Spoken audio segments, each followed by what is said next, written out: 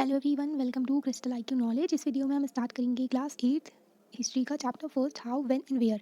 ठीक है, तो हम ना ये 8th क्लास की हिस्ट्री में बहुत इंटरेस्टिंग रहेगी। इसमें बहुत सारी चीज़ें जानने को मिलेंगी, जैसे कि कैसे ब्रिटिशर्स ने हमारी कंट्री में धीरे धीरे करके पूरा कंट्रोल कर लिया। ठीक है, कंट्रोल करने के बाद उन्होंने क्या किया, जो यहाँ पर एक्सप्लॉयटेशन शुरू कर दिया था, एकदम रिसोर्सेज एक्सट्रैक्ट करके ले जाते थे, हमको कॉलोनी बना लिया था, है ना। राजा महाराजा की कुछ चलती नहीं थी।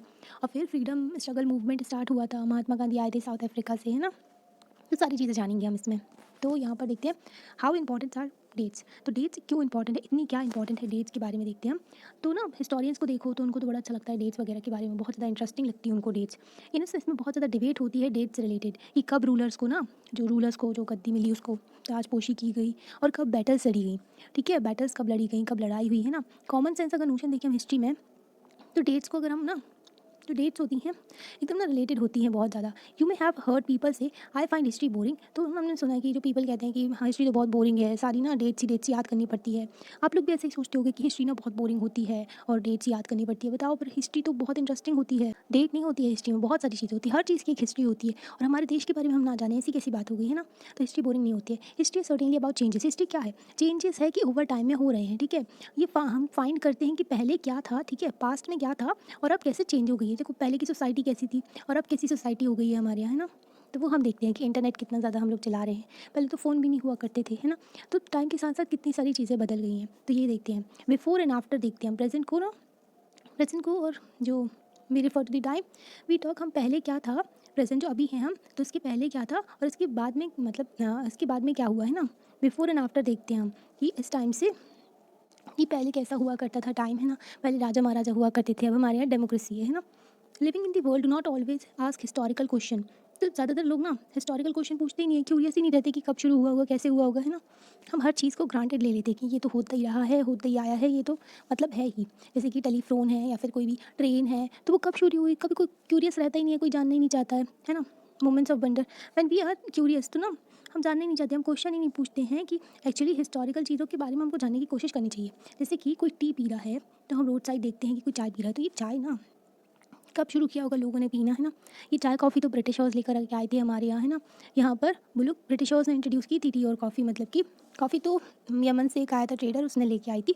पर टी का बहुत ज़्यादा प्लांटेशन ब्रिटिशर्स ने शुरू कर दिया था, जो कि इंग्लैंड वाले थे ना, उन्हें प्लांटेशन ना, उन लोगों ने आदत डलवा दी थी यहाँ के लोगों को चाय पीने की। ठीक है, फिर महंगे में बेचा करते थे यहाँ पर। इसे ना रॉयल्टी की निशानी बना दी थी चाय को। अगर आप ट्रेन में बैठे हैं, बाहर देखेंगे, तो आप नहीं सोचेंगे कि जो ट्रेन है कब शुरू हुई होगी, ये है ना, कब बनना शुरू हुई होगी, कब हमारे यहाँ आई होगी। पीपल कैसे ट्रैवल किया करते होंगे, लॉन्ग डिस्टेंस, दूर दूर कैसे ट्रैवल करते होंगे पहले। रीडिंग न्यूज़पेपर, जब हम न्यूज़पेपर पढ़ते हैं in the morning, you may be curious, तो हम जानने की नहीं, क्यूरियस नहीं होते थे, कि इच्छुक नहीं होते थे, कि हमको लगता था कि जो ना, कि थिंग्स के बारे में, कि न्यूज़पेपर कैसे, मतलब पीपल को ना कैसे पता चलता होगा, जब न्यूज़पेपर नहीं थे और फिर न्यूज़पेपर प्रिंट होना शुरू हुए, है ना।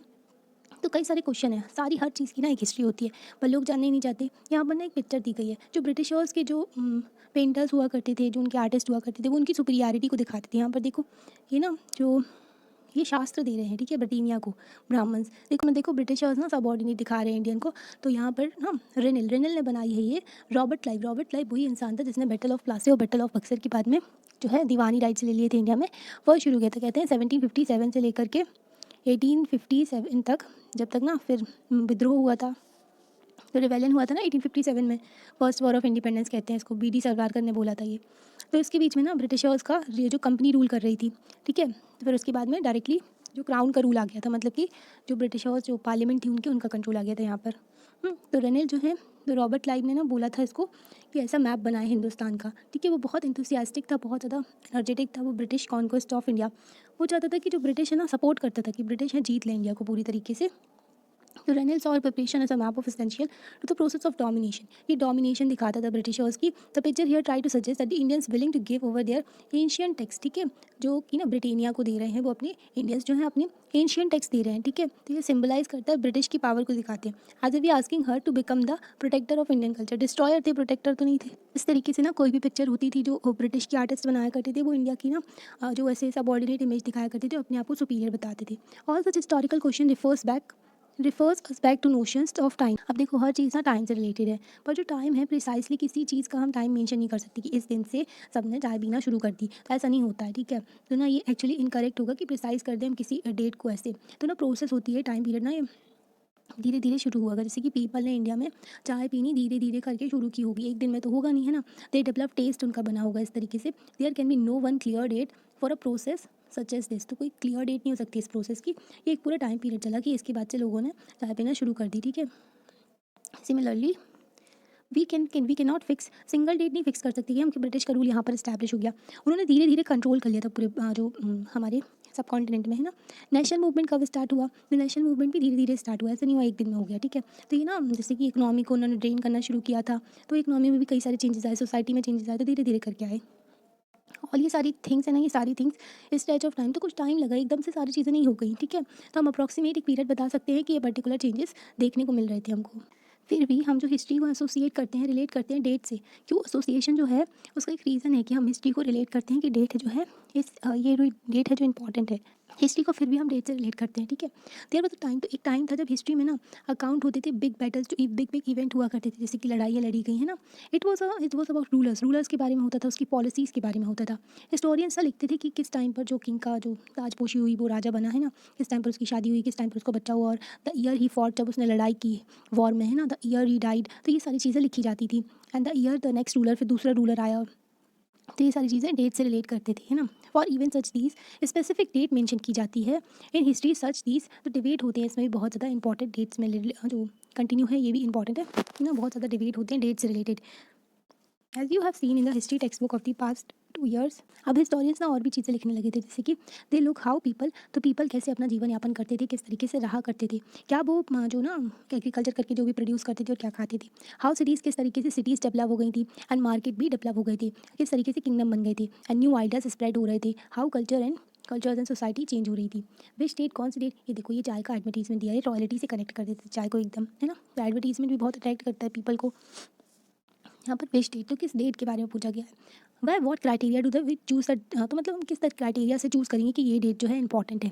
डेट जो सिलेक्ट करते हैं ना, date around which we compose our story of past, तो एक डेट ले ली, उसके पीछे की सारी स्टोरी, है ना। तो हो सकता है कि वो इंपॉर्टेंट ना हो जो स्टोरी है। They become vital because we focus on a particular set of event and important, तो कोई इवेंट हुआ है ना उस डेट पे, इसलिए वो इंपॉर्टेंट, जैसे कि 1757 में बैटल ऑफ प्लासी हुई थी, तो वो डेट हमारे लिए इंपॉर्टेंट हो गई, है ना। जब हम स्टडी करते हैं चेंजेस, तो कई सारे न्यू इश्यूज़ भी आते हैं, और set of date appear significant, तो कई सारे न्यू इश्यूज़ दिखते हैं, तो वो डेट जो होती है इंपॉर्टेंट हो जाती है, क्योंकि उसके पीछे कुछ इवेंट हुआ है, ठीक है, उस दिन कुछ इवेंट हुआ है या फिर उस टाइम पीरियड में हुआ है, इसलिए वो डेट इंपॉर्टेंट हो जाती है। Consider an example in histories written by British historians, अगर हम हिस्ट्रीज देखें जो ब्रिटिश हिस्टोरियंस ने लिखी थी इन इंडिया में, तो रूल ऑफ सच, जैसे कि वो ना क्या करते थे, गवर्नर जनरल, तो यहाँ पर गवर्नर जनरल अपॉइंट किया करते थे, तो वो गवर्नर जनरल की क्या पॉलिसीज़ थी, सारी पॉलिसीज़ जो थी ना उसकी, तो उसके बारे में सब लिखेंगे, ठीक है। तो उनकी हिस्ट्री जो होती थी उनके हिसाब से होती थी, वो अपने आप को सुपीरियर दिखाते थे ब्रिटिशर्स। तो इनकी हिस्ट्री शुरू हुई थी first governor general Warren Hasting. अब हम आपको बताते हैं इस बुक में जो लिखा है आपको तो वही लिखना है, पर जो कॉम्पिटिटिव एग्जाम वाले, तो फर्स्ट गवर्नर जनरल ना हमारे यहाँ के लॉर्ड विलियम बेंटिक थे, ठीक है। ये जो first governor general of Bengal थे, Warren Hasting first governor general of Bengal थे, ठीक है। ये हो क्या, और लास्ट वॉइस रॉय, बाद में ना 1857 के बाद में जो गवर्नर जनरल थे उनको वॉइस रॉय कहने लगे थे, तो लास्ट वॉइस रॉय क्या थे, लॉर्ड माउंटबेटन थे, इनको गवर्नर जनरल और वॉइस रॉय एक ही टर्म है, ठीक है। इन सेपरेट चैप्टर जो रीड करेंगे हम इनके बारे में कि इन्होंने और क्या क्या किया, जैसे कि कौन कौन से गवर्नर जनरल, वॉरेन हेस्टिंग था, वेल्सली क्या लेकर के आया था, सब्सिडरी अलायंस की पॉलिसी लेकर के आया था वेल्सली। लॉर्ड विलियम बेंटिक था। डलहौसी, इसने ट्रेन शुरू करवाई थी हमारे यहाँ, है ना। ट्रेन भी किस लिए, अपने फ़ायदे के लिए करते थे ब्रिटिशर्स, ताकि ना रॉ मटेरियल को जो है किनारे तक ले जाए, जहाँ पर सी है, जहाँ पर शिप है, ठीक है, वहाँ से वो अपने यहाँ लेकर के चले जाएंगे ब्रिटिशर्स है ना, तो इंग्लैंड लेकर के चले जाएंगे। लॉरेंस लिटन, जो और लिटन बहुत क्रिटिसाइज़ करता था हमारे यहाँ जो इंडियंस थे उनको। रिपन, तो इन लोग ना अपने नाम के सामने सब लॉर्ड लॉर्ड लगाते थे, तो जो रिपन था ना, father of local self government कहते हैं रिपन को। कर्जन था जिसने पार्टीशन कराया था, पार्टीशन ऑफ बंगाल हुआ था 1905 में, ठीक है। मतलब कि पूरा बांग्लादेश सबको इंक्लूड करके जो बंगाल था, ठीक है, तो उसको ना पार्टीशन कर दिया था हिंदू मुस्लिम में डिवीजन करने के लिए इन्होंने। हार्डिंग था, इरविन गांधी का पैक्ट हुआ था, है ना, जो ये भी हम आगे देखेंगे जब हम आगे के चैप्टर्स पढ़ेंगे। It was seemingly never and succession, तो ना एक के बाद एक गवर्नर जनरल आते जाते थे, फिर उसको वॉइसरॉय कहने लगी थी बाद में। All the dates in this history, तो ना बुक में लिंक्ड है टू दिस पर्सनैलिटी, तो ब्रिटिश के अकॉर्डिंगली अगर हिस्ट्री देखते हैं उनकी हिस्ट्री से रिलेट करके, तो बोल लो कि ये जो पर्सनैलिटीज़ है ना, उनसे रिलेटेड है ये सारी हिस्ट्रीज़ टू देयर, उनकी एक्टिविटीज़ क्या थी, उनकी पॉलिसीज़ क्या थी, अचीवमेंट क्या थी, तो ये सब रिलेट करते हैं। तो ब्रिटिश के अकॉर्डिंगली हिस्ट्री ऐसी होती है कि इनकी पर्सनैलिटी के रिवॉल्व अराउंड घूमती रहती है। मतलब कि हमारे यहाँ जो अगर रिलेट करें, क्योंकि इनके जो गवर्नर जनरल थे ना, वो इंडिया में बस रूल नहीं कर रहे थे, और भी कॉलोनीज़ थी उनकी अलग अलग जगह। It was if there was nothing outside their life, तो मतलब इनकी ज़िंदगी के बाहर कुछ है ही नहीं, बाकी कोई इंपॉर्टेंट है ही नहीं, तो इस तरीके से होता था। The chronology of their life mark the different chapter हुआ करते थे हिस्ट्री ऑफ ब्रिटिश इंडिया में। तो इनकी लाइफ के अकॉर्डिंगली उनके चैप्टर हुआ करते थे, जो ब्रिटिश की हिस्ट्री है ना, हिस्ट्री ऑफ ब्रिटिश इंडिया, इस तरीके से वो हिस्ट्री बताते थे। ये है Warren Hasting first governor general of India नहीं, first governor general of Bengal था। ठीक है, जो बंगाल में सबसे पहले उन्होंने रूल किया था ना, सबसे पहले बंगाल उनके कंट्रोल में आया था, तो वहाँ पर ये फर्स्ट गवर्नर जनरल थे। फर्स्ट गवर्नर जनरल ऑफ, जब उनका पूरा हमारे जो सब कॉन्टिनेंट पे कवर कर लिया था ना, तो वहाँ पर था लॉर्ड विलियम बेंटिक। ठीक है, वेल हिस्ट्री जो बुक्स की नरेट करते थे, डीड्स ऑफ गवर्नर जनरल, क्या उसने काम किए, बायोग्राफीज उनको बहुत ज़्यादा ग्लोरीफाई करती थी, टाइम में सब पर्सन पेंटिंग वगैरह की जाती थी कि पावरफुल फिगर दिखाती थी। देखो इसको ना एकदम पावरफुल दिखाने की कोशिश की गई है, उनकी पेंटिंग ऐसी हुआ करती थी। ठीक है, तो ये ब्रिटिशर्स ने वैसे भी बहुत कारनामे किए हैं, स्लेव ट्रेड चलाया करते थे, है ना, तो इंसानों को इंसान ही नहीं समझते थे, एकदम बहुत ब्रूटल हुआ करते थे बहुत ज़्यादा ये लोग। Can we not write about history of this period in different way, तो हम एक और डिफरेंट वे होता है जिस तरीके से हम हिस्ट्री को लिख सकते हैं।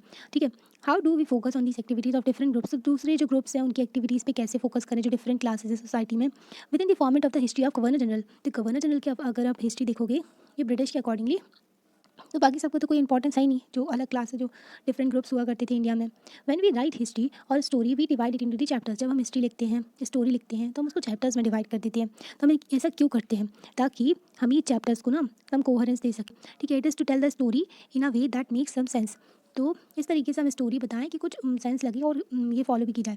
इन द प्रोसेस तो हम सोचते हैं कि इवेंट्स जो हेल्प करेंगे हमको कि शेप करने में स्टोरी वी आर टेलिंग। तो इंपॉर्टेंट इवेंट्स होते हैं ना, वो इंपॉर्टेंट होते हैं हिस्ट्री में, हर चीज़ रटनी नहीं पड़ती है कि स्टोरी के फॉर्मेट में आप सुन लो आपको समझ में आ जाएगा। In the histories that revolve around the life of British governor general, अगर हम हिस्ट्री वैसी लिखते हैं जो कि गवर्नर जनरल की लाइफ के गोल गोल घूमती रहती है उनके पास पास ना, ये गवर्नर जनरल, तो उसकी लाइफ के आसपास ये हिस्ट्री घूम रही है, तो ऐसे कैसे समझ पाएंगे। Activities of Indian simply do not fit, तो बाकी इंडियंस की तो कुछ एक्टिविटीज़ हमको पता ही नहीं चलेगी कि हमारी सोसाइटी कैसी थी, हमारे यहाँ के लोग कैसे थे। वॉट देन वी डू, ठीक है, फिर हम क्या करेंगे, क्या करते हैं, clearly we need another format चाहिए हमको हमारी हिस्ट्री को अच्छे से समझने का और उसको लिखने का, है ना।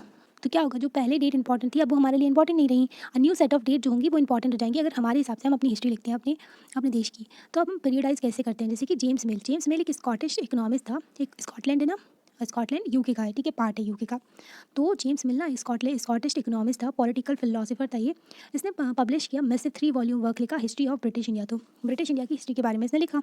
ठीक है, तो अब इसका भी क्लासिफिकेशन देख लेते हैं, है ना। तो ये इंपॉर्टेंट है कि जेम्स मिल जो स्कॉटिश इकोनॉमिस्ट पॉलिटिकल फिलोसोफर था, उसने ना एक बुक लिखी, क्या, हिस्ट्री ऑफ ब्रिटिश इंडिया। इसने डिवाइड कर दिया इंडियन हिस्ट्री को 3 पीरियड में, हिंदू मुस्लिम एंड ब्रिटिश। तो ये जो पीरियडाइजेशन इसने किया था, तो कुछ लोगों ने एक्सेप्ट भी किया इसको। ठीक है, can you think any problem है इसमें, बहुत प्रॉब्लम है इस पीरियडाइजेशन में, हिंदू मुस्लिम और ब्रिटिश, ऐसा कोई होता है क्या कि पूरे टाइम हिंदू ही रूल कर रहे थे, पूरे टाइम मुस्लिम। हमारे यहाँ जो थे डिफरेंट फेथ एक्सिस्ट करते थे हर एक रूलर के अंदर, ऐसा नहीं था कि एक मुस्लिम रूलर है तो और कोई रहता ही नहीं है, मतलब कि हमारी एक डाइवर्स सब कॉन्टिनेंट था। ठीक है, why do we try and divide history into different, क्यों डिवाइड करते हैं हिस्ट्री को। ठीक है, we do so in attempt to capture the characteristics of our time, ताकि हम एक टाइम की ना सारी कैरेक्टरिस्टिक्स उसमें डाल दें। तो इस तरीके से हम हिस्ट्री को पीरियड्स में डिवाइड करते हैं। So the terms through which we periodise, that is demarcate करते हैं difference between periods become important. ये रिफ्लेक्ट करते हैं हमारे आइडियाज़ को जो कि पास्ट के। ठीक है, they show how we see significance of the changes from one period to the next period. तो एक टाइम पीरियड में क्या हुआ, ठीक है, जैसे कि 1757 से लेकर के 1857 तक। ठीक है, तो हम कई सारी चीज़ें देखते हैं इसमें, है ना। तो एक टाइम पीरियड में क्या सिग्निफिकेंस था और फिर उसके बाद क्या हुआ, तो इस तरीके से बताया जाता है एक टाइम पीरियड डिफाइन करके। Mill thought that the all Asian societies were at a lower level of civilisation. देखो जो ब्रिटिशर्स थे ना, वो क्या समझते थे इंडियंस को, वो सारे एशियर्स जो थे ना, जितने भी एशिया के लोग थे, ईस्ट में जितने भी लोग थे, उनको क्या समझते थे, लोअर लेवल ऑफ सिविलाइजेशन। उनको अकल नहीं है, बिल्कुल ऐसे बुद्धू टाइप के हैं, है ना। तो उनको ना बिल्कुल जो सबॉर्डिनेट समझा करते थे। अब जो पूरे जो एशिया के लोग थे उनको, अकॉर्डिंग टू स्टैलिन, उसके अकॉर्डिंगली क्या था, बिफोर ब्रिटिश केम, जब ब्रिटिश आए, ब्रिटिश के पहले जो इंडिया था उसमें हिंदू एंड मुस्लिम ना डिस्पोटिक रूलर हुआ करते थे, मतलब कि निरंकुश रूलर हुआ करते थे, एकदम उनका रूल हुआ करता था। मतलब उनके रूल को कोई चैलेंज नहीं कर सकता था, एकदम डिस्पोटिक निरंकुश जो ना कोई मतलब कि बहुत ही खतरनाक है ऐसे ना, मतलब कि अपनी मर्ज़ी से सारा रूल चलाया करते थे। तो रिलीजियस इंटॉलरेंस था, मतलब दूसरे रिलीजन को टॉलरेट नहीं करते थे, ऐसा तो नहीं था बिल्कुल भी। बहुत सारे फेथ एग्जिस्ट करते थे हमारे यहाँ सोसाइटी में। कास्ट टैबू तो था, पर सुपरस्टिशियस प्रैक्टिसेस भी थी थोड़ी बहुत, है ना, कि पानी से बाहर नहीं जाना है वरना धर्म भ्रष्ट हो जाएगा, ये सब था थोड़ा थोड़ा। डोमिनेटेड सोशल लाइफ, तो सोशल लाइफ में डोमिनेट, पर इसने ना एकदम ना क्रिटिसाइज़ किया है। ऐसा नहीं था कि हमारे यहाँ जो हिंदू एंड मुस्लिम रूलर थे, एकदम डिस्पॉटिक थे। कुछ रूलर्स ऐसे आए पर सारे रूलर्स ऐसे नहीं थे, ठीक है, कुछ रूलर्स बहुत अच्छे भी थे। ब्रिटिश का जो रूल था, बिल्कुल लगता था वो सिविलाइज कर देगा इंडिया को, सब भी बना देगा, बहुत अच्छा होगा। और ब्रिटिश का रूल क्या कर रहा था, ड्रेन ऑफ वेल्थ कर रहा था, लूट के ले जा रहे थे हमारे यहाँ से सारा सामान, सोने की चिड़िया के पर काट दिए। To do this it was necessary to introduce European manners. तो वो सोचता था, मिल को क्या लगता था, जेम्स मिल को, ये पगला था, इसको लगता था कि जो यूरोपियन मैनर्स, आर्ट्स हैं, इंस्टीट्यूशंस हैं, लॉ है, इंडिया में इंट्रोड्यूस करेंगे, ठीक है, इंडिया को सिविलाइज करने के लिए, है ना। तो मतलब ये अपने फ़ायदे के लिए सब कर रहे थे, और ये बोल रहे थे कि हम इंडिया को सिविलाइज करने के लिए ये सब ला रहे हैं। मिल इनफैक्ट सजेस्ट करता था British should conquer all the territories in India. Mill कहता था कि सारा जीत लेना चाहिए ब्रिटिश को, इंडिया को, to ensure enlightenment and happiness of the Indian people. ये एनलाइटनमेंट और हैप्पीनेस की बात कर रहे हैं ये लोग, ठीक है। मिल कहता था कि सारी जो है ना, पूरे सब कॉन्टिनेंट को जीत लेना चाहिए जो इंडिया का है, सारी टेरिटरी को, ताकि वहाँ पर लोगों को खुश रह सके, है ना। For India was not capable of progress without British help. तो उसके हिसाब से इंडिया का प्रोग्रेस ही नहीं हो सकता था बिना ब्रिटिश की हेल्प से। जेम्स मिल ऐसा कह रहा है। ये लोग ऐसी बातें कर रहे हैं, इनको पता है जो हमारे यहाँ फेमाइन आती थी, भुखमरी हो जाती थी, तब भी हमारे यहाँ से गेहूँ ले जा करके हमारे यहाँ से जो अनाज हुआ करता था वो सब ब्रिटिश में जाया करता था, यहाँ पर भूख से मर जाते थे लोग। ऐसे ब्रूटल, इतने घटिया होते थे ये लोग, मतलब कि ना लोगों को इतना टॉर्चर किया करते थे, स्लेव बना कर रखा था, बेड़ियाँ डाली रहती थी गले में, ना काम करवाते थे ऐसे। तो ये सब हमको, हमारे पास सबूत हैं इन सारी चीज़ों के, है ना, मिलते हैं। जो हमारे यहाँ आर्कियोलॉजिस्ट होते हैं ना, और हिस्टोरियंस होते हैं ना, उन सबको ये सारी चीज़ें मिलती हैं, उनको पता है कि ये सब ऐसा होता था। ऐसे ही कोई नहीं बोल रहा है, ब्रिटिशर्स ने ऐसा किया है। मतलब जितनी भी एशियन कंट्रीज यहाँ पर रूल करते थे, स्लेव ट्रेड हुआ करता था अफ्रीका में, है ना, तो वहाँ पर भी बहुत टॉर्चर करते थे लोगों को ये लोग, है ना। तो ये जो जेम्स मिल के अकॉर्डिंगली इसने बताया है, तो ये जो आइडिया है ना हिस्ट्री का, ब्रिटिश रूल को रिप्रेजेंट कर रहा है all the forces of progress और सिविलाइजेशन। मतलब ब्रिटिश का रूल आया और जो प्रोग्रेस होने लगी, सिविलाइजेशन होने लगा, अच्छा होने लगा। तो मतलब कि ब्रिटिश रूल के पहले के सब लोग डार्क था पूरा, है ना, सब काला साल था, मतलब जो बोलते हैं ना डार्कनेस का एज था। तो इस तरीके से तो इन लोग क्या करें कि जो मतलब कि ब्रिटिश के पहले कुछ अच्छा था ही नहीं क्या, इस तरीके से इन लोगों ने दिखाने की कोशिश की थी। कैन सच कंसेप्शन भी एक्सेप्टेड टुडे। हम ऐसा कंसेप्शन आज के टाइम पर जो मान नहीं सकते, ऐसा नहीं होता है। In any case can we refer any period of history as Hindu Muslim did not variety of faith exist. तो इसने देखो बताया है कि जो हिंदू मुस्लिम अगर हम पीरियड कर देते हैं हिस्ट्री का, हमारे यहाँ कई सारे फेथ एग्जिस्ट किया करते थे। ऐसा नहीं था कि एक पीरियड में कोई फेथ एग्जिस्ट करते नहीं थे, ठीक है। Why should we characterise an age only through religion. तो रिलीजन के बेसिस पे कैसे कैरेक्टराइज कर सकते हैं कि एक रिलीजन जो है, मतलब रूलर जो है उसका रिलीजन से, रूलर के रिलीजन के अकॉर्डिंगली यहाँ पर डिवाइड कर दिया है। पर ऐसा नहीं होना चाहिए, क्योंकि जो लाइफ्स एंड प्रैक्टिसेस क्या किसी और की मैटर नहीं करती थी। हमारे यहाँ जो इतनी बड़ी सोसाइटी थी, इतना बड़ा जो इतने सारे लोग रहा करते थे। We should also remember that even rulers in ancient India did not all share the same faith. हमारे जो रूलर्स थे उनके भी अलग अलग फेथ हुआ करते थे। ऐसा नहीं था कि सारे रूलर्स हिंदू हैं, सारे रूलर्स मुस्लिम हैं, या फिर सारे रूलर्स, मतलब कि कई सारे रिलीजन एग्जिस्ट करते थे हमारे यहाँ। ऐसा नहीं था कि हाँ ये सब बुद्धिज्म, जैन, ये सब भी थे। British classification historians have usually divided Indian history into the ancient, medieval and modern. अब देखो जेम्स मिल का हमने क्लासिफिकेशन देखा, तो उसने क्या किया, हिंदू, मुस्लिम एंड ब्रिटिश में हिस्ट्री को डिवाइड कर दिया, ठीक है। और ये जो हमारे यहाँ के हिस्टोरियंस है उन्होंने डिवाइड कैसे किया हिस्ट्री को, एंशिएंट पुराना वाला, मिडिएवल बीच वाला, एंड मॉडर्न, ठीक है, इन तीन में डिवाइड कर दिया। कि इस डिवीजन में भी कई सारी प्रॉब्लम थी कि जैसे ये ना बोरो किया गया था इसको भी वेस्ट से ही, मतलब कि जो वेस्टर्न कंट्रीज है ना उनसे ही, कि मॉडर्न जो पीरियड है उसमें एसोसिएट क्या है, मॉडर्न पीरियड मतलब कि ग्रोथ हो रहा है, मॉडर्निटी फोर्सेज है यहाँ पर, फोर्सेज ऑफ मॉडर्निटी है, मतलब कि साइंस, रीजन है, डेमोक्रेसी, लिबर्टी, इक्वालिटी, तो ये सब एग्जिस्ट कर रहा है। मिडिएवल जो है वो डिस्क्राइब करे सोसाइटी को where features of modern society did not exist. ऐसा कोई भी टाइम नहीं होता जिस टाइम पे मॉडर्निटी नहीं होती, मतलब कि कोई भी नया इन्वेंशन हो रहा है तो उसको मॉडर्न कहेंगे आप, ठीक है। वो साइंस हो गया, टेक्नोलॉजी हो गया, ठीक है। तो हर चीज़ में ना, जैसे कि पर्शियन व्हील का इन्वेंशन किया गया, फायर आर्म्स जो यूज़ किए गए थे, है ना। तो कुछ भी इन्वेंशन होता है तो वो मॉडर्न कहलाता है ना, इस तरीके से। तो ऐसा नहीं हो सकता कि कोई भी जो हमारी मिडिएवल सोसाइटी थी उसमें कोई भी जो मॉडर्न चीज़ नहीं हुई थी। कैन बी अनक्रिटिकली, तो हम बिना किसी चीज़ के ऐसे एक्सेप्ट कर लें क्या इसको। पर ये जो जेम्स मिल की क्लासिफिकेशन है तो अच्छा ही है।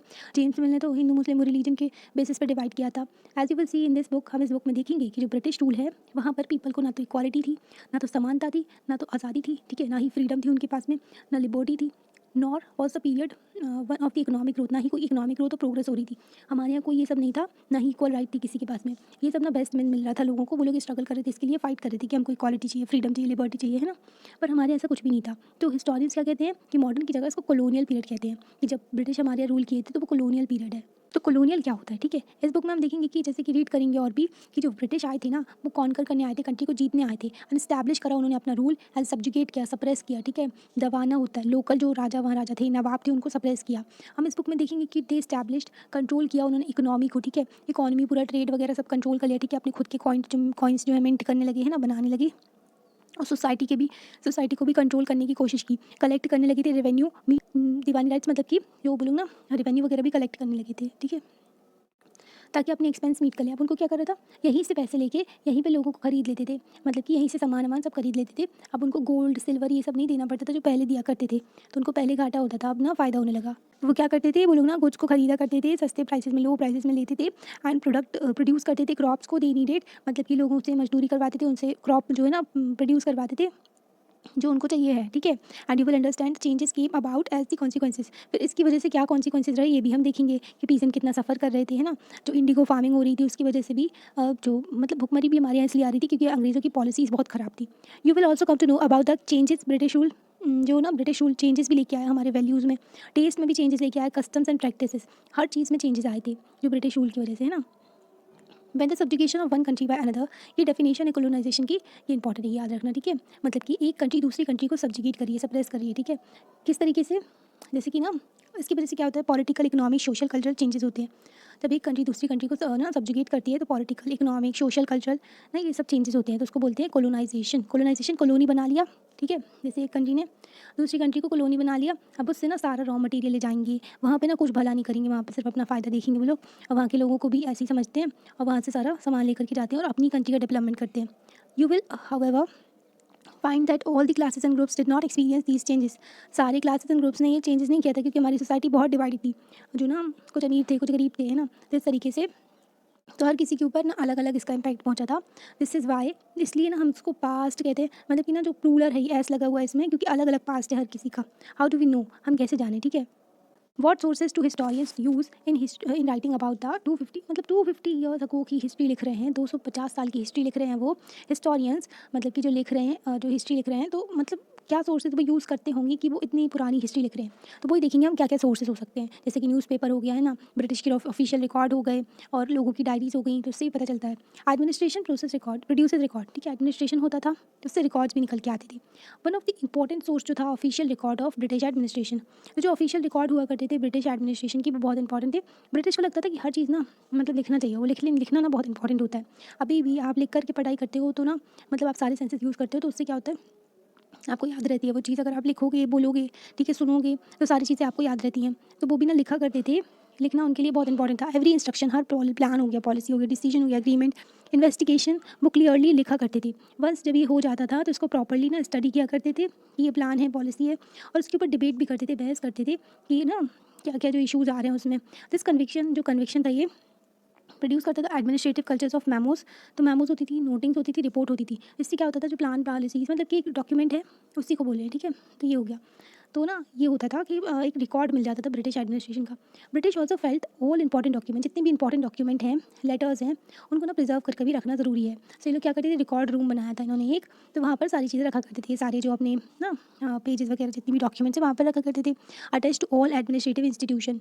द विलेज तहसीलदार ऑफिस, तो विलेज का जो तहसीलदार का ऑफिस हुआ करता था, कलेक्ट्रेट हो गया, कमिश्नर का ऑफिस हो गया, प्रोविंशियल सेक्रेटरीट हो गए, लॉ कोर्ट हो गए, हर जगह एक रिकॉर्ड रूम हुआ करता था जिसमें सारे रिकॉर्ड्स रखे जाते थे, ठीक है।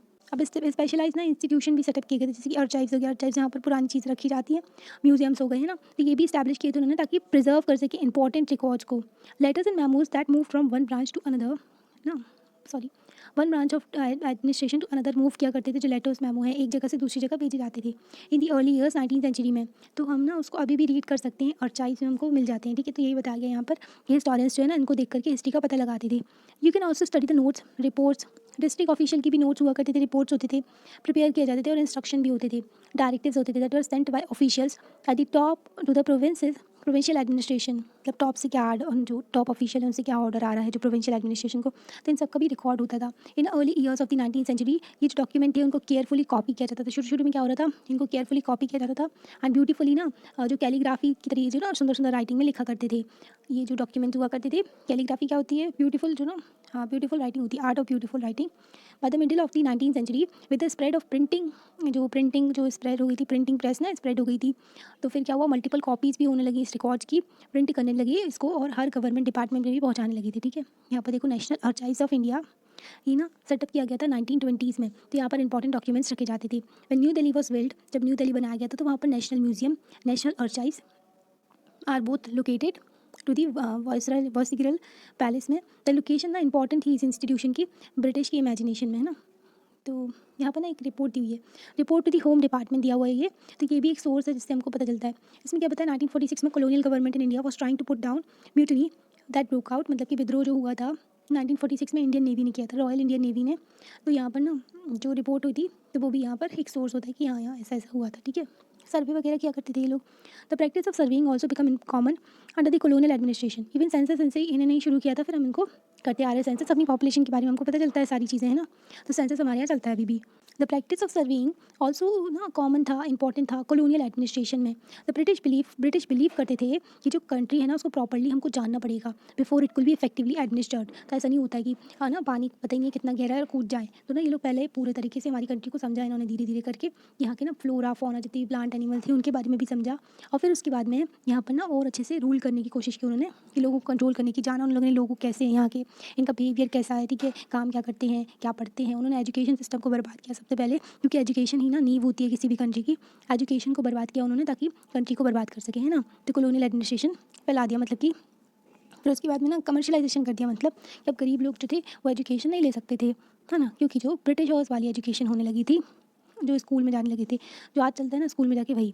बाय द अर्ली 19th सेंचुरी डिटेल सर्वे करवाया गया, being carried out to map the entire country, पूरी कंट्री को मैप करने के लिए डिटेल सर्वे करवाया गया, ठीक है। In the village revenue service were conducted, तो रेवेन्यू सर्विस कंडक्ट करी, कितना पैसा कमाते हैं लोग तभी तो उनसे टैक्स ले पाएंगे, है ना। The effort was to know the topography जानने की कोशिश की, सॉइल फ्लोरा फौना, मतलब पहाड़ कहाँ है, प्लेट्यू कहाँ है, ठीक है, सारी चीज़ें उन्होंने जानी। सॉइल कैसी है, यहाँ की सॉइल कैसी है, मतलब कि जहाँ पर नदियाँ बहती हैं तो वहाँ पर क्या है, बहुत एल्यूवियल सॉइल है, बहुत ज़्यादा उपजाऊ है, ठीक है। ब्लैक सॉइल है तो वहाँ पर कॉटन की खेती हो सकती है, ठीक है। फ्लोरा कितने तरीके के ना फूल यहाँ पर हैं, और जो स्पीशीज़ हैं मतलब कि प्लांट्स की, और फिर उसके बाद में फौना जानवर वगैरह के बारे में इन्होंने जाना, तभी तो शिकार करते थे जानवरों का। लोकल हिस्ट्रीज देखी इन्होंने कि इन लोग की हिस्ट्री क्या है, ठीक है, यहाँ के लोग जो इतना मतलब इनकी हिस्ट्री जानने की कोशिश की कि इस तरीके से। फिर देखा कास्ट डिवीजन वगैरह भी है यहाँ पर, तो क्रॉपिंग पैटर्न देखा कि इस टाइम तक ये क्रॉप जो है यहाँ पर लगाई जाती है, तो इसकी जगह हम प्लांटेशन को इंट्रोड्यूस कर सकते हैं। तो कई सारी चीज़ें उन्होंने देखी हमारी कंट्री के बारे में। All the facts seem necessary, तो ना बहुत ज़रूरी थी एडमिनिस्टर करने के लिए कंट्री को और एक्सप्लॉइट करने के लिए, ठीक है। 19th सेंचुरी के एंड से क्या हुआ, 1872 में फर्स्ट सेंसस करवाया गया था, ठीक है। और फिर उसके बाद में 1881 से फिर उसके बाद में भी सेंसस हुए, ठीक है। तो इसके बाद से यही टाइम पीरियड जो है क्या हुआ, last end of the 19th century में सेंसस ऑपरेशन शुरू हो गए थे every 10 years. These prepare detail records prepare किए गए थे, नंबर ऑफ पीपल के इन ऑल दी प्रोविंसेस में जो पीपल रह रहे थे उनकी इन्फॉर्मेशन ली गई, उनकी कास्ट के बारे में, है ना, उनके रिलीजन के बारे में, वो काम क्या करते हैं। These were many there were many other surveys हुए, जैसे कि बॉटनिकल सर्वे करवाए गए, जूलॉजिकल सर्वे, आर्कियोलॉजिकल सर्वे हमारी हिस्ट्री को जानने के लिए ना, एंथ्रोपोलॉजिकल सर्वे जो इंसानों को जानने के लिए, फॉरेस्ट का सर्वे करवाया गया, कैसे कैसे फॉरेस्ट है, मतलब कि यहाँ देखा गया कि किस टाइप के ट्रीज़ वगैरह मिलते हैं, ठीक है, जानवरों के बारे में, पौधों के बारे में जाना, बॉटनिकल सर्वे करवा के, है ना। तो कई सारी चीज़ें करवाई इन्होंने। अब कस्टर्ड एप्पल, ये देखो ना, ये कस्टर्ड एप्पल प्लांट है 1770 का, बॉटनिकल गार्डन में ये and natural history museum establish किया गया। ब्रिटिश कलेक्टेड प्लांट का स्पेसिमेन इन्होंने कलेक्ट किया था, एक छोटा सा ना जैसे सैंपल के तरीके से, और फिर ना लोकल आर्टिस्ट को बोला गया कि इसकी पिक्चर बनाओ, तो इन्होंने ये बनाया। ये सीताफल जैसा लग रहा है ना, तो ये है। फिर ये जो है, तो ये सारी इन्फॉर्मेशन कलेक्ट किया करते थे, ठीक है। तो ये कॉलोनाइजेशन के बारे में हमने देखा। What official record do not tell us, तो ऑफिशियल रिकॉर्ड हर चीज़ थोड़ी ना बता देंगे, तो ऑफिशियल रिकॉर्ड में कई सारी चीज़ें ऐसी होती थी जो हमें नहीं पता होती थी। From this vast corpus of जो ऑफिशियल रिकॉर्ड थे, हमें ना कई सारी चीज़ें जानने तो मिलती है, पर कई सारी चीज़ें नहीं मिलती है जानने के लिए। But we must remember that जो ऑफिशियल रिकॉर्ड्स है ना, ये ना दे टेल अस ऑफिशियल के थॉट बताते हैं, जो हमारे रूल कर रहे थे ना उन ऑफिशियल्स के थॉट बताते हैं ये। वॉट देवर इंटरेस्टेड, तो किस चीज़ में वो ऑफिशियल इंटरेस्टेड थे। वॉट दे विश्ड, वो क्या चाहते थे यहाँ पर प्रिजर्व फॉर पोस्टेरिटी, मतलब कि आगे के लोगों के लिए वो क्या रखेंगे, ठीक है। तो ये होता है these records do not always help us to understand what other people in the country felt, तो इस रिकॉर्ड से हमको ये नहीं पता चलता कि और भी लोग जो हमारी कंट्री में थे वो क्या फील करते थे, ठीक है। ले बिहाइंड देयर एक्शन, तो इनके जो एक्शन जो थे ना ब्रिटिशर्स के, उनके यहाँ पर ना एक पिक्चर दी हुई है, देखो यहाँ क्या कर रहे हैं, मैपिंग करवा रही है and survey operation progress Bengal में हो रहा है। ड्राइंग कर रहे हैं बाय जेम्स प्रिंशिप, ठीक है, जेम्स प्रिंशिप। या देखो रिवेल हुआ था 1857 का, तो इमेज ना ये बताई गई है, प्रोजेक्ट व्यू पॉइंट दिखाया गया है। देखो हमारे के लोगों को ना ऐसे ही बताया था उन्होंने, ग्रीडी वगैरह बताया था कि ना कैप्शन एट दी बॉटम, तो कैप्शन दिया गया था ये पिक्चर का, म्यूटिनस स्पॉय शेयर द लूट, मतलब कि जो म्यूटनी किए थे ना स्पॉय ने, तो वो लूट करके जो शेयर कर रहे हैं अपना, है ना। British representation the reveal appear in the greedy vicious and brutal, तो मतलब कि हमारे लोगों को जो जो ना ब्रिटिशर्स से परेशान होकर जिन्होंने रिवेल किया था, तो उनको कैसे बताया है ना, लालची बताया बहुत ज़्यादा और बुरा बताया यहाँ पर, है ना। यहाँ पर देखो अब no fit for human consumption. Newspaper में भी कई सारी चीज़ें हमको मिलती थी। न्यूज़पेपर प्रोवाइड करते थे accounts of the movement in different parts of the country. क्या क्या वो है ना मूवमेंट हो रहे हैं और पुलिस स्ट्राइक हो रही है, तो न्यूज़पेपर से भी हमको कई सारी चीज़ें पता लगती थी। यहाँ पर ना दिया हुआ है अभी, for that we need to look, मतलब कि जो रिकॉर्ड्स थे ना वो लोकल पीपल के बारे में तो बताते नहीं थे, है ना, क्या फील करते हैं वो, तो उसके लिए हमको ना कहीं और देखना पड़ता है। When we begin to search for other sources, तो अदर सोर्सेज में देखेंगे, we find them in plenty, तो बहुत सारे होते हैं वो, जैसे कि तो they are more difficult to get the official record. Official record को ना मतलब कि मिलना डिफ़िकल्ट हो जाता है, पर वी हैव डायरीज़ मिलती है हमको पीपल की, अकाउंट ऑफ पिलग्रिम्स जो कि तीर्थयात्री थे उनकी, एंड ट्रैवलर्स के अकाउंट मिलते हैं, ऑटोबायोग्राफीज़ होती है, इंपॉर्टेंट पर्सनालिटीज़ की, एंड पॉपुलर बुकलेट्स होती हैं। ये ना सोल्ड की जाती थी लोकल बाजार जो होते हैं ना उनमें। आज प्रिंटिंग स्प्रेड, जैसे ही प्रिंटिंग स्प्रेड हो गई तो न्यूज़पेपर बहुत ज़्यादा पब्लिश होने लगे थे, फिर तो इश्यूज़ डिबेट किए जाने लगे थे पब्लिक में, लोगों को पता चलने लगा था। तो जब ये न्यूज़पेपर जब प्रिंटिंग ज़्यादा स्प्रेड हो गई थी तो न्यूज़पेपर भी स्प्रेड होने लगे थे, और फिर लोगों को टॉपिक्स के बारे में पता चलने लगा, यहाँ पर रिवेल हो रहा है, यहाँ पर ये हो रहा है, ठीक है, तो लोग डिबेट करने लगे कि ऐसा क्यों हो रहा है, यहाँ पर एक्सप्लॉइटेशन हो रहा है, ठीक है, ब्रिटिश उनसे लड़ाई कर रहे हैं, लोकल से जो पीपल है उनसे। Leaders and reformers wrote to spread their ideas. अब लीडर्स थे हमारे, जैसे कि महात्मा गांधी हो गए हैं ना, बाल गंगाधर तिलक, सुभाष चंद्र बोस, है ना, सब जो लीडर्स थे ना, सरदार वल्लभ भाई पटेल, ये सब क्या करते थे, अपने आइडियाज़ लिखा करते थे। पोएट थे, नोवेलिस्ट थे, जो अपने ना आइडियाज़ वगैरह लिखते थे, एक्सप्रेस करते थे अपनी फीलिंग्स को, ठीक है, तो लोगों को पता चलता था इसके बारे में। ऑल दीज सोर्सेज, तो ये सारे सोर्सेज थे ना, ये प्रोड्यूस किए जाते थे हु बाय दूस हु आर लिटरेट, मतलब कि जिन लोगों को लिखना पढ़ना आता था वही बस ये सोर्सेज प्रोड्यूस किया करते थे। From these will not able to understand, पर हमें इन सोर्सेज से ना ये नहीं पता चलता जो ट्राइबल्स थे, पीजेंट थे, वो लोग कैसा फील किया करते होंगे, उनका क्या एक्सपीरियंस था, है ना, जो कि ट्राइबल और पीजेंट की लाइफ से। फार्मर्स हो गए, है ना, और ट्राइबल्स हो गए जो कि जंगल में रहा करते थे ना पेड़ पौधों के साथ, जो कि ना ग्रुप में रहते हैं, जैसे कि कौंड हो गए, है ना, और गारो खासी जनतिया, ये जो मेघालय के हैं, नागास हो गए, तो ये ट्राइब कहलाते हैं ना। Getting to know their lifes, तो इनकी लाइफ्स के बारे में जानना बहुत डिफिकल्ट होता था, इनकी ज़िंदगी के बारे में जानना। Yet this can be done, हम इसको ना कर सकते हैं इफ़ ना हम थोड़ा और एफर्ट डालें इनकी जानने के बारे में, ठीक है, तो हम ना और पढ़ेंगे इस बुक में, जैसे कि when you read this book you will see how this can be done, तो हम इसी बुक में पढ़ेंगे ना, तो हम ट्राइबल्स के बारे में भी जानेंगे, ठीक है। तो ये हो गया है चैप्टर कंप्लीट। यहाँ के क्वेश्चन आंसर्स, इसके क्वेश्चन आंसर्स जो हैं हम आप बाद में अभी ना ये डिस्कस कर लेते हैं थोड़े से, फिर हम इसका वीडियो भी डालेंगे क्वेश्चन आंसर्स का, ठीक है। तो जेम्स मिल ने डिवाइड किया था इंडियन हिस्ट्री को 3 पीरियड्स में, Hindu, Muslim and Christian. True है, ये उसने डिवाइड किया था, क्रिश्चियन में नहीं किया था, सॉरी, तो ये फॉल्स हो गया, ठीक है, क्रिश्चियन नहीं था, ब्रिटिश में था, ठीक है, तो ये हो गया फॉल्स, है ना। तो official documents help us to understand what the people of the country think, ये भी फॉल्स है। ऑफिशियल डॉक्यूमेंट से हमको कंट्री के पीपल के बारे में नहीं पता चलता है, यहाँ पर ना जो ऑफिशियल की चीज़ों के बारे में पता चलता है, ठीक है, तो ये भी falls. British thought that the survey were important for effective administration, British को लगता था कि जो सर्वे है इंपॉर्टेंट है ताकि हम अच्छे से एडमिनिस्ट्रेशन कर सकें, ठीक है, तो ये 2 है, ये फॉल्स है, ये भी फॉल्स है, और ये 2 है। What is the problem mill the periodisation of Indian history that James mill offers, उसने क्या किया था जेम्स मिल ने, हिंदू मुस्लिम एंड ब्रिटिश में, हिंदू मुस्लिम एंड ब्रिटिश में हिस्ट्री को डिवाइड करते थे। ऐसा कुछ भी नहीं था कि हिंदू के टाइम पर कोई मतलब कि मुस्लिम एग्जिस्ट नहीं करते थे, या फिर बुद्धिस्ट जैन या मुस्लिम के टाइम पर कोई और फेथ एग्जिस्ट नहीं करता था, तो ये गलत क्लासिफिकेशन था ना ये हिस्ट्री का, तो इसमें प्रॉब्लम देखने को मिली थी। ब्रिटिश ना ऑफिशियल डॉक्यूमेंट्स को प्रिजर्व करते थे ताकि फ्यूचर में डिबेट कर सके, है ना, और उसमें बात कर सके, है ना, तो ये डॉक्यूमेंट को प्रिजर्व करना एसेंशियल मानते थे, इंपॉर्टेंट मानते थे। How will the information of historians get from the old newspaper से, जो हमको हिस्टोरियंस ना इन्फॉर्मेशन निकालते थे ओल्ड न्यूज़पेपर से, to be different from that found in police report, तो पुलिस रिपोर्ट की जो इन्फॉर्मेशन होती थी वो डिफरेंट रहती थी, और हिस्टोरियन की इन्फॉर्मेशन डिफरेंट रहती थी, ठीक है, न्यूज़पेपर की, सॉरी, क्योंकि ना पुलिस रिपोर्ट तो वही लिखेगी ना, पुलिस वाले हैं वो तो गवर्नमेंट के ऑफिशियल है, वो अपने हिसाब से लिखेंगे, और न्यूज़पेपर में जो है तो वो भी अलग से लिखते हैं, मतलब कि जब ब्रिटिश के अंदर न्यूज़पेपर चला गया तो वो लोग डिफरेंट लिखने लगे, ब्रिटिश के अकॉर्डिंगली लिखने लगे। और इससे पहले जो हमारे यहाँ लीडर्स भी लिखा करते थे न्यूज़पेपर में, तो वो रियलिटी दिखाते थे सोसाइटी की, पुलिस के रिकॉर्ड तो यही दिखाएंगे ना कि उन्होंने विद्रोह कर दिया, उन्होंने ऐसा कर दिया, ठीक है। चैप्टर हो गया है कंप्लीट, अच्छा लगता है तो आप लाइक करके बता सकते हैं, चैनल को सब्सक्राइब कर सकते हैं, और अपने फ्रेंड्स को शेयर भी कर सकते हैं। Thank you.